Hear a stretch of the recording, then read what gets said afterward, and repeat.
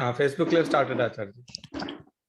एनाक्षरसमाम्नाय अधिगम्य महेश्वरात् कृत्स्नं व्याकरणं प्रोक्तं तस्मै पाणिनये नमः। संस्कृत के विषय पर अभी हम संधि देख रहे थे। तो संधि का अर्थ देखा था कि केवल संस्कृत में और संस्कृत से आई हुई भाषाओं में ही संधि है। तो दो अक्षरों का मिलना, जिसको हम संयुक्त अक्षर जोड़ाक्षर कहते हैं, उसको उसी तरह से जैसे दो अक्षर मिल जाते हैं, उसी तरह से दो अक्षर के स्थान पर कहा जाता है। तो वो अलग अलग प्रकार की संधि हम देखते थे।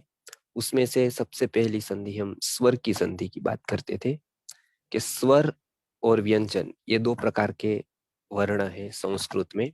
उसमें स्वर अ आ ई ये सभी मिलाकर मुख्यतः से 9 स्वर हमने गिने थे। अ ई उ अ ई उ रू रू ए ओ ऐ औ, इस तरह से 9 थे। अब इसमें सबसे पहले यहाँ पर ऐसे पहले स्वर आए और बाद में स्वर आए, तो उस दोनों के स्थान पर क्या होता है, तो ये हम देख रहे थे। तो पहले हमने अ लिखा, उसके बाद में अ तो आ हो गया, इसके बाद ई रखा तो ए हो गया, इसके बाद अ ऐसे ही रहा, कॉमन रहा अ, और यहाँ हम बदलते गए। अ रखा तो आंसर आया आ, ई रहा तो आंसर आया ए, इसके बाद ऊ रखा तो आंसर आया ओ। वैसे हमने अनेक उदाहरण देखे, एक कॉमन रखकर हमने उदाहरण देखे। मैं फिर से बता देता हूँ, एक यहाँ पर कॉमन रखा था, उसके बाद हम अक्षरों को बदलते गए थे। उसकी हो सकता है पीडीएफ तैयार करके हम भेज दे मयंक भाई, तो एकदम आपको आसानी होगी, समझने में भी आसानी होगी। अ उसके बाद अ के बाद अ आए, ई आए, उ आए, तो किस तरह से उसकी संधि करनी है, तो ये हम आसानी से समझ सकते हैं। अ ई उ इस तरह से।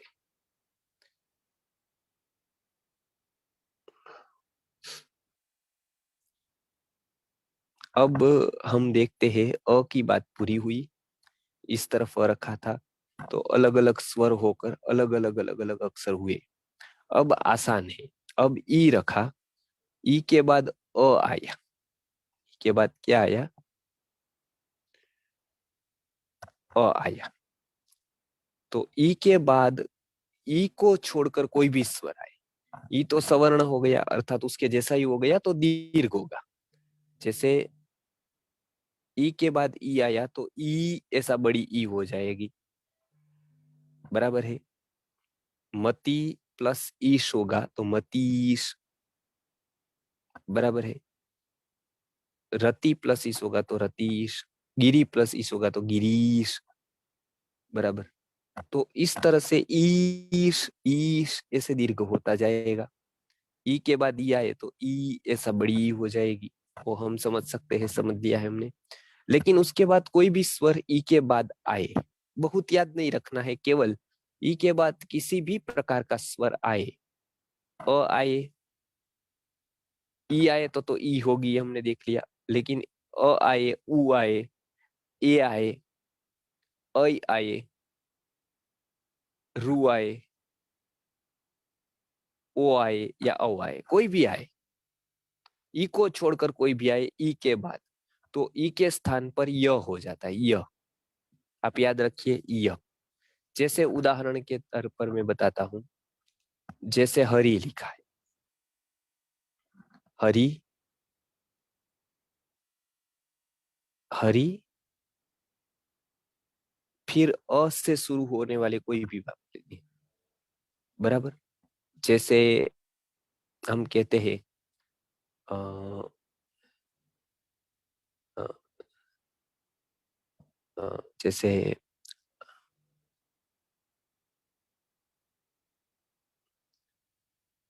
हरि लिखा है और उसके बाद हमने अ से शुरू हुआ कोई भी लिखा, जैसे एक लिखा, हरि एक ये तो ये हो गया, ठीक है। अ से लिखते हैं तो अ लिखिए, हरि, हरि देखिए, हरि रस्व है, ई है, ई आया, ई के बाद हरि आगच्छ ऐसा लिखना है, हरि आगच्छ, बराबर है। तो ओ उसको कैसे लिखेंगे, हरि हुआ, आगच्छ हुआ, हर्यागच्छ, र प्लस ई, बराबर, तो यह हो जाएगा, बराबर है, क्योंकि आगे क्या है, स्वर है, स्वर है, यहाँ है, तो हर, बराबर है, ई अलग से निकाल दी, ई के स्थान पर यह हो गया, र आधा बचा था, रेफ हो गया, हर्यागच्छ, प्रति एक, प्रति एक, प्रति हुआ, तीरस्व है, एक तीरस्व है, यहाँ पर छोटी ती है, उसके स्थान पर यह हुआ, प्रत्य एक, प्रत्येक, समझ गए आप। अब ऐसे आप बहुत सारे उदाहरण देख सकते हैं। ई के बाद उ आया, बराबर, तो उसके य ही होता है, ई के स्थान पर क्या होता है, य हो जाता है, ई के स्थान पर यह होता है, ई के स्थान, बराबर है, ये आप याद रखिए, ई के स्थान पर क्या होता है, मत हर्युवाच, हरि उवाच, हर्युवाच, बराबर है, प्रति उत्तर, तो उसको कहेंगे प्रत्युत्तर, बराबर है, प्रत्युत्तर, हर्युवाच, बराबर है। इस तरह से आप अनेक वाक्य आप बना सकते हैं। ई के स्थान पर क्या हो जाएगा, य हो जाएगा, आपको सिंपल याद रखना है, कोई भी प्रकार का स्वर बाद में आए, अ आए, आ आए, ई आए तो बड़े ई होगी, उ आए, रू आए, ए आए, ओ आए, औ आए, कोई भी आए, ई के स्थान पर क्या होगा, य होगा, तो प्रति उत्तर। हाँ, उपरयुक्त में ऐसा नहीं होगा, क्योंकि ई के स्थान पर कुछ नहीं हुआ है, आप देखिए। अच्छा, ऊपर ही, ऊपर ही ऐसा लिख दिया आपने, ऊपर ही, उसमें ई है, सही बात है आपकी, तो ऊपरी उक्त, उपरयुक्त, इस तरह से होगा, सही बात है आपकी, ऊपरी उक्त ऐसा, परि आवरणम, पर्यावरणम, परितः आवरणम, तो परि लिखा प्लस आवरणम लिखा, क्या हो गया, परि, इसमें ई का य हो गया, इसके लिए पर्यावरण लिखते हैं, लेकिन उसको भी पता नहीं होगा कि यहाँ कौन सी संधि हुई है, तो पर्यावरण हम बोलते बहुत बार है पर्यावरण, लेकिन उसका बना कैसे है, परि, परितः, अर्थात चारों ओर जो एक आवरण है उसको हम पर्यावरण कहते हैं। परि का अर्थ ही चारों ओर सब तरह से होता है, इसके लिए परि आवरणम, पर्यावरणम। जी, आप आके बताइए, अलग अलग अक्षरों का अभ्यास करिए, आपको रोज रोज ऐसे अक्षर मिलेंगे जिसमें संधि हुई होगी, लेकिन हमको पता नहीं होगा कि ये क्यों हुआ, कैसे हुआ। तो ये ई के बाद किसी भी प्रकार का स्वर आए तो य करना है, ई के स्थान पर य करना है। अब देखिएगा, जो पहले हमने देखा था वो दोनों के स्थान पर होता था, अब ई के स्थान पर, एक के स्थान पर होता है, केवल निमित्त दूसरा चाहिए। ई के बाद किसी भी प्रकार का स्वर आए, वहां क्या होता था, इसको और इसको दोनों को मिलाकर एक दीर्घ होता था। जी, अत्यानंद, जी, अत्युत्साह, अत्यानंद, देखिए अति और आनंद हुआ, तो अत्यानंद, अत्युत्साह, अत्यादरः, सती प्लस ईश, सतीश, वो तो समझ गया मैं, वो तो ई की हुई है, दीर्घ ई हुई, जी, छोटी ई और ई मिलाकर दीर्घ ई हो गई। जी, दीर्घ संधि होती है ना, वो दोनों के स्थान पर होती है, जैसे ई और ई मिलकर बड़ी होती है, लेकिन यहाँ जो मैं बता रहा हूं अभी, तो वो ई के स्थान पर यह होता है, समझ गए ना आप, दोनों के स्थान पर नहीं, लेकिन एक ई के स्थान पर क्या होता है, यह होता है। तो ऐसे आप उदाहरण देते जाइए, उसको हम एक एक समझते जाएंगे कि ई के स्थान पर यह कैसे होता है, वो हमने देख लिया। ई के स्थान पर यह होता है, कोई भी प्रकार का स्वर आए, नित्यानंद, जी, तो यहाँ पर हुआ नित्य है और आनंद है, तो यहाँ पर तो दीर्घ संधि हुई है, नित्य आनंद, नित्यानंद। लेकिन आप यदि ऐसा कहेंगे नीति, नीति, नीति एक शब्द लिखेंगे, नीति, और नीति के बाद कुछ भी ऊपरी लिखेंगे, नित्युपरी, बराबर है, नीति प्लस ऊपरी लिखेंगे, तो नित्युपरी, समझ गया। अत्याचार, अति आचार, तो उसको कहेंगे अत्याचार।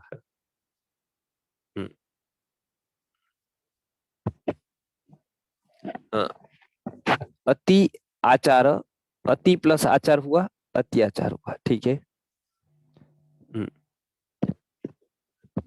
हम्म, और आप शब्द देख सकते हैं, नए नए शब्द लिख सकते हैं। ई के स्थान पर यह होगा। आप देखिए, जितने भी वाक्य आपको याद आए उतने वाक्य आप याद करिए, छोटे छोटे शब्द को याद करिए।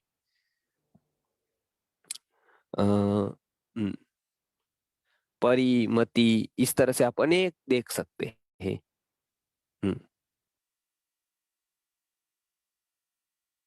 प्रत्युपकार, प्रति उपकार, प्रत्युपकार।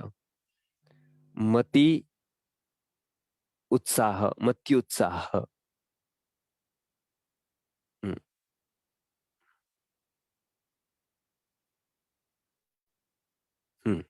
तो आप ऐसे देख सकते हैं, ई के स्थान पर क्या होगा, य होगा। कोई भी प्रकार का स्वर बाद में आए तो ई के स्थान पर क्या हो जाएगा, य हो जाएगा। अब उसी तरह से आप देख सकते हैं, अ के बाद ई क्या देखा, ई के बाद हमने उ का देखा। नित्य उत्सव, नित्य उत्सव में नित्योत्सव होगा। अब देखिए यहां पर क्या हुआ, उ के बाद पहले अ रखा था हमने, उसके बाद सारे स्वर आए तो अलग अलग हमने देखे थे। अब बाद में ई रखा, ई के बाद कोई भी प्रकार का स्वर आया ई को छोड़कर, ई आए तो ई दीर्घ की हमने बड़ी कर दी। लेकिन इसको छोड़कर किसी भी प्रकार का स्वर आए तो हमने वो देखा कि य होगा, ई के स्थान पर य होगा। अब ई का तो देखा, अब उ का देखते हैं। सिंपल है, उ के स्थान पर व होगा। तो ऐसे उदाहरण देखते जाइए आप। तो उ आता हो और उसके बाद किसी भी प्रकार का स्वर आता हो। तो जैसे हमने देखा पहले ही कि जैसे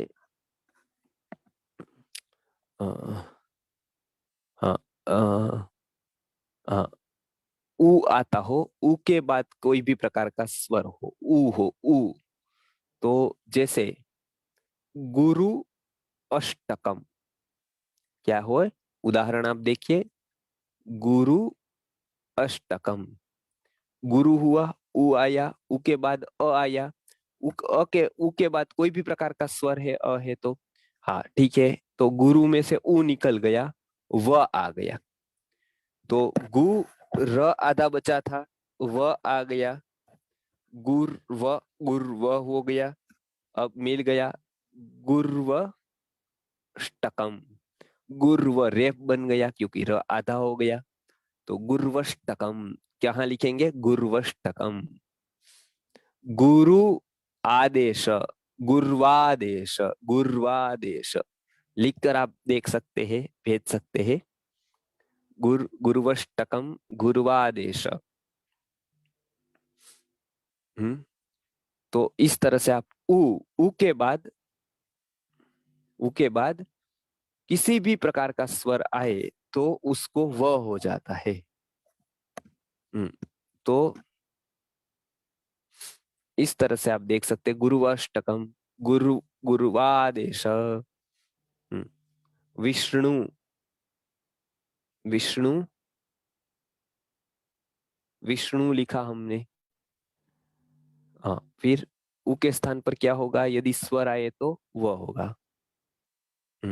तो इस तरह से आप विष्णु, विष्णु लिखा। ये थोड़ा कठिन पड़ेगा, कोई सरल उदाहरण लेते हैं। उ अंत में आना चाहिए। भानु लेते हैं, तो भानु, फिर लिखा अंजलि, तो भानवंजलि। भानु प्लस अंजलि, भानवंजलि। क्योंकि उ हुआ। गुरु प्लस आज्ञा, गुरुवाज्ञा। समझ गए, गुरुवाज्ञा जी। तो इस तरह से उ के बाद यदि कोई भी प्रकार का स्वर आए तो उसको क्या करना है, आपके उ के स्थान पर व कर देना है। और आपको याद रहे ये किसके स्थान पर व हुआ है, उ के स्थान पर व हुआ है। तो ये समझ सकते हैं आसानी से। हम्म,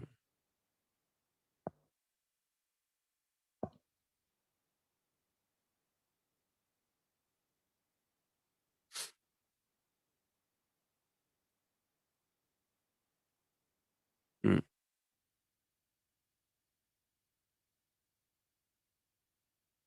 हम्म। आप उदाहरण याद है तो आप देख सकते हैं। उ के स्थान पर वह करने वाला, गुरु उपदेश, उसमें गुरु उपदेश होगा क्योंकि दीर्घ हो जाएगा। उ के बाद यदि उ आता है तो दीर्घ उ होता है। वो हमने पहले भी देखा था, गीतासु उपनिषत्सु ऐसा लिखा था हमने। तो उ के बाद उ आए तो उ दीर्घ उ होगा, वो तो एक नियम ही है। समान आए, अ के बाद अ आए आ, ई के बाद ई आए ई, उ के बाद उ आए उ, लेकिन उसके बाद कोई भी स्वर आए तो उ का क्या कर देंगे आप, वह कर देंगे। तो हमने दो स्वर आज देखे, ई के स्थान पर आपको य करना है, किसी भी प्रकार का स्वर आए तो उ के स्थान पर क्या करना है, वह करना है। तो ये ई उ हमने दोनों आज स्वर देखे। किसी भी प्रकार का स्वर उसके बाद आए तो ये वह कर देना है, उ के स्थान पर क्या करना है, वह करना है। हम्म, तो ये समझ सकते हैं आप आसानी से। तो हम्म, अब तीसरा उदाहरण हम देखेंगे रू। लेकिन ऐसे उदाहरण मिलना कम होता है, ऐसे कम मिलते हैं। रू के बाद सप्त के बाद रू आया ये तो हमने देखा था, लेकिन रू के बाद कोई स्वर आए तो ये थोड़ा कठिन है उदाहरण मिलना। अ, गुरुत्व आकर्षणम, उसका दीर्घ हुआ है गुरुत्वाकर्षणम। तो रू के बाद यदि आए तो उसका र कर देना है। तो ऐसे उदाहरण ग्रंथ में दिए हैं लेकिन थोड़े कठिन है। तो रू का र होता है, इतना ही हम समझेंगे। हम्म, अ, तो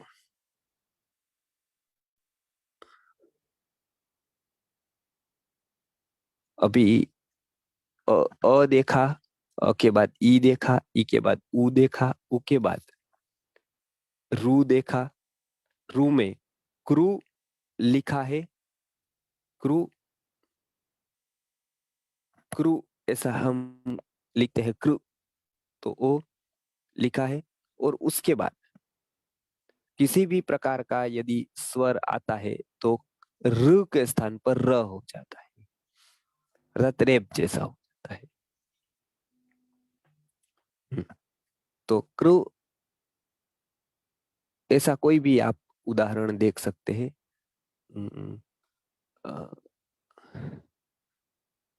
अर्षणम कहा, कृ अर्षणम, तो उसका हो गया कर्षणम। ये आप देख सकते हैं। लुकार, लुकार के उदाहरण कम मिलेंगे, नहीं मिलेंगे अभी तो ये हम देख सकते हैं रुकार का उदाहरण। तो ये हमने अभी देखा कि अ के बाद ई के बाद उ और उ के बाद रू के स्थान पर र करना है। तो ये अ ई उ और रू ये हमने आज देखा। अब ए ओ ऐ और औ चार स्वर बाकी रहे। चार स्वर के बाद यदि किसी भी प्रकार का स्वर आता है तो क्या करना चाहिए वो हम आगे देखेंगे।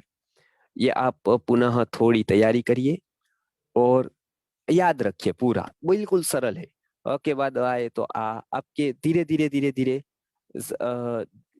अभ्यास होता जाएगा। बस केवल आपको देखने की जरूरत है, अनेक शब्दों को देखते जाइए। संस्कृत के जितने भी शब्द है वो शब्दों का आप अभ्यास करते जाइए। नए नए शब्द जो संस्कृत से ही आते हैं हिंदी वगैरह में, उसका भी अभ्यास करते जाइए कि कौन से शब्द में क्या हुआ है। तो वो आसानी से आपको पता चल जाएगा जी। किसी को प्रश्न है तो पूछ सकते हैं।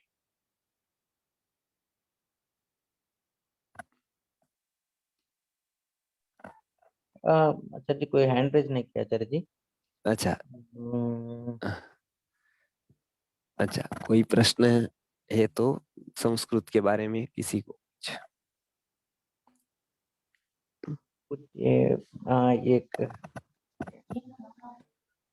हाँ, पंकज पंकज कुमार जी, पंकज जी। कुमार, पंकज कुमार जी।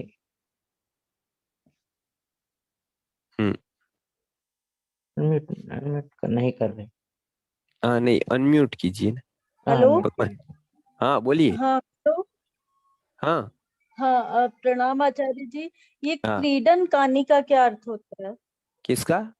और इसके साथ युष्मान आएगा या नहीं, युष्माकम किसका आएगा? किसका किसका क्या अर्थ होता क्रीडन कानी, है? क्रीडन कानी, क्रीडन कानी। अच्छा, हेलो। हाँ क्रीडनकम, क्रीडनकानी ऐसा है। क्रीडनक ऐसा नहीं, जी न जी पूरा है। क्रीडनका जी क्रीडनकम का अर्थ होता है खिलौना, जी। और क्रीडनकानी का अर्थ होता है खिलौने, बहुवचन है। अच्छा काश्यप संहिता में बाल क्रीडनकम ऐसा एक अध्याय है। बच्चों के खिलौने कैसे होने चाहिए उसका अर्थ है अ, क्रीड बाल क्रीडनकम। क्रीडनकम अर्थात होते हैं खिलौने, क्रीडनकानी अर्थात होते हैं खिलौने। ओ खिलौना एक वचन, ये खिलौने बहुवचन में है। तो ये आप याद रख सकते हैं, क्रीडनकानी, बाल क्रीडनकानी, क्रीडनकानी अर्थात खिलौने। जी। जी, इसके साथ युष्माकम आएगा या युष्मान आना चाहिए? ये नहीं समझ में आ नहीं रहा है। युष्माकम आएगा ना, आपके खिलौने। अच्छा आप क्या कहना चाहते हैं कि जी। आप खिलौने ऐसा तो नहीं कहेंगे, आपको खिलौने ऐसा भी नहीं कहेंगे, हाँ आपके ऐसा ही कहेंगे ना। कोई वस्तु जी है जी। तो उसके साथ संबंध जोड़ेंगे आप उसका। हाँ जी। हाँ तो हाँ। ठीक है, धन्यवाद आचार्य। हम्म, हाँ हाँ। हेलो हम्म आचार्य जी, प्रणाम। हम्म आचार्य जी, हमारी आपसे एक रिक्वेस्ट है कि आप जैसे जब स्टार्ट करते हैं एक मिनट, एक मिनट, क्या क्या एक मिनट, क्या? हमारी आपसे एक रिक्वेस्ट है कि जब आप जैसे बोल हमारी क्लास शुरू करते हैं उसके जी पहले तो मंत्र बोलते हैं, जैसे आयुर्वेद में बोलते हैं जी। अस्मदाचार्य पर्यंतम हाँ पर्यंताम वंदे हाँ गुरु परंपराम। इसका हाँ, अर्थ बता दीजिए, आयुर्वेद वाह वाला भी भाई वाह। और संस्कृत वाला भी। जी। आज वाला तो हमें उसमें, समझ में नहीं जी आया जी, है। ये अच्छा हुआ जी, आपने अच्छा प्रश्न किया। म्यूट कर दीजिए अभी, हाँ, तो कर दूंगा आवाज नहीं कर आएगी देती हूँ। जी।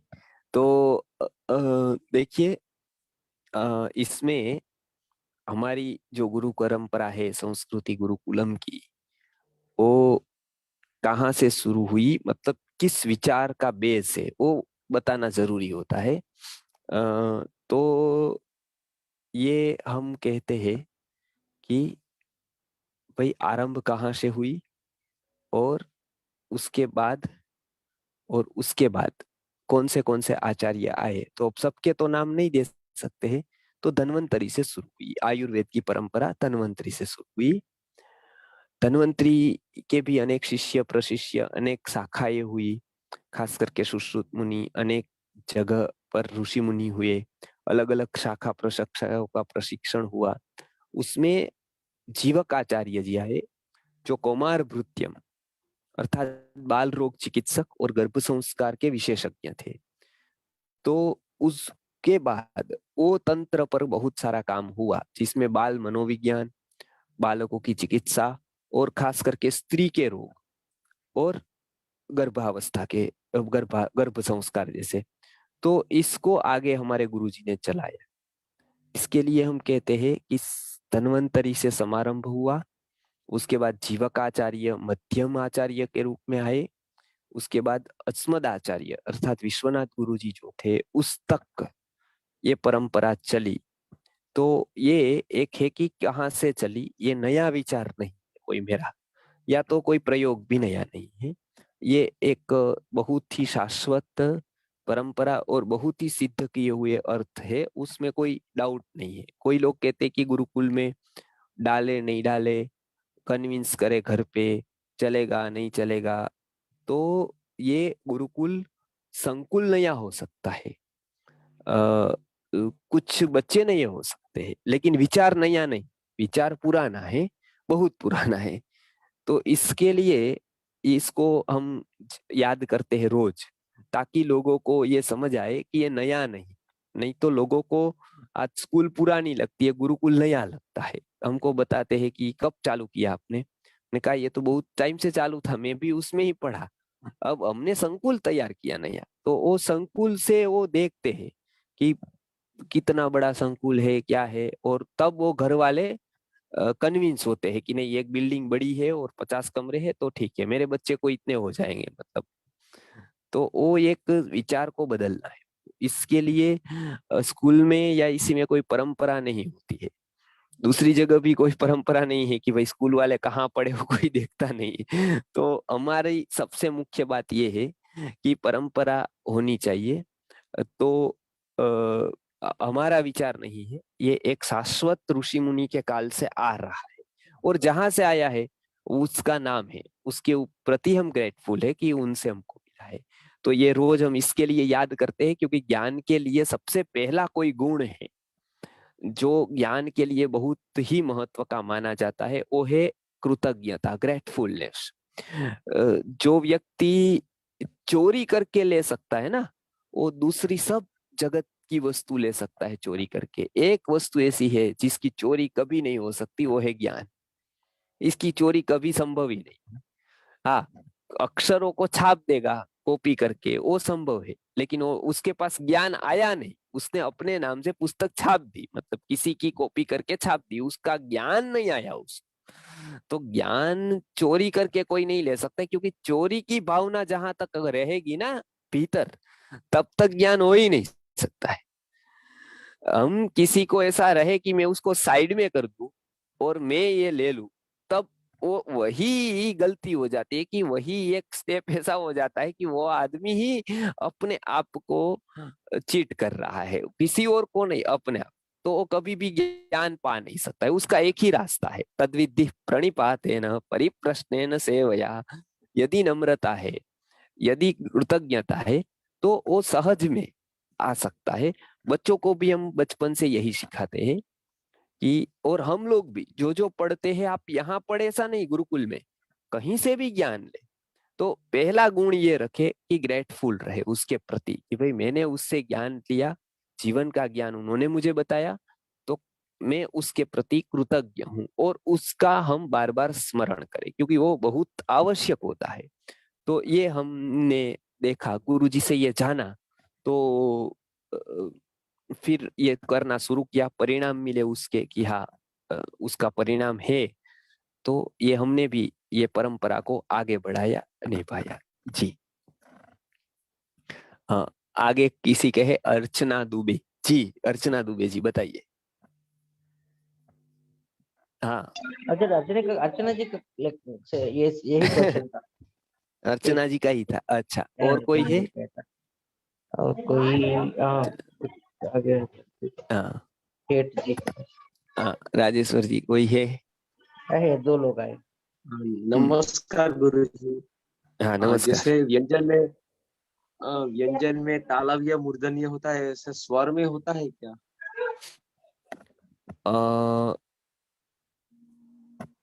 उसमें भी होता है तालव्य मूर्धन्य, उसके सूत्र भी है, जैसे अकुह विसर्जनीय नाम कंठ, कंठ से निकलता है। इचु यशा नाम तालु, तालु से जैसे और वर्ण है, ई तालु से निकलता है। तो ये सारे है, उसका हम आगे के वर्ग में लेने वाले हैं, स्वर के उच्चारण के स्थान।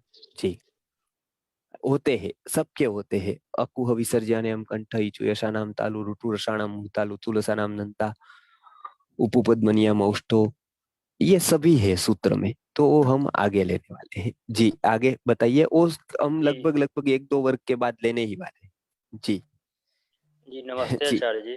जी। ये संस्कृत भाषा सीखने के लिए कोई सुलभ ग्रंथ है क्या, जिससे आसानी से संस्कृत भाषा को सीखा जा सके? देखिए, मैंने पहले भी बताया था, अनुवाद चंद्रिका करके है, कपिल देव द्विवेदी जी की पुस्तक मैंने रिकमेंड की थी, पहले बताई थी, वो भी ग्रुप में रखी है। बहुत सारी पुस्तकें हैं, लेकिन वो किसी से ही सीखना पड़ेगा, ये आसान रहेगा। केवल पुस्तक से कोई भी भाषा, पुस्तक से आए, उससे संवाद से आए, वो भाषा सीखने का एक बहुत ही अच्छा माध्यम संवाद होता है, पुस्तक नहीं होती है। पुस्तक अलग है, लेकिन पुस्तक अनुवाद चंद्रिका है, वो मैंने बता दी है। राजेश्वर जी आपको लगभग बता देंगे, उसकी पीडीएफ भी बताई थी हमने। प्रारंभिक रचना कौमुदी करके थी, तो वो है हमारे पास। लेकिन सबसे अच्छा जो विकल्प है कोई भी प्रकार की भाषा सीखने का, वो संवाद है। रोज उसके ऊपर 2 दिन में, 3 दिन में, 1 हफ्ते में संवाद हो उसके ऊपर, तो आसानी से हम भाषा को सीख सकते हैं। जी यस आचार्य जी, अभी जी 10:40 हो गया और कोई क्वेश्चन भी नहीं है। हम लोग सुनाया बुधवार को बुधवार मिलेंगे आचार्य जी, ठीक है, ठीक। गुरुकुल का session। बहुत बहुत धन्यवाद आचार्य जी। धन्यवाद बहुत राजेश बहुत धन्यवाद गुरुकुल शिव प्रसाद जी। बुधवार मिलेंगे।